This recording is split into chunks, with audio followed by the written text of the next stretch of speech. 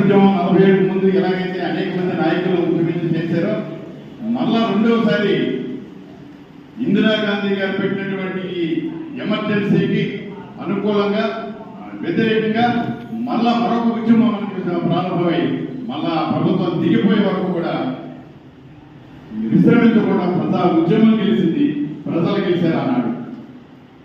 ఇటువంటి పరిస్థితిని మళ్ళీ ఒకసారి మనం చేసుకుంటూ ఉన్నాం.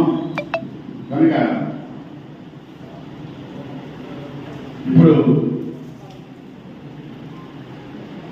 పూర్వ అధ్యక్షులు యాదవ్ చంద్రబాబు గారిని వారి యొక్క సందేశాన్ని ఇవ్వవలసిందిగా కోరుతున్నాం.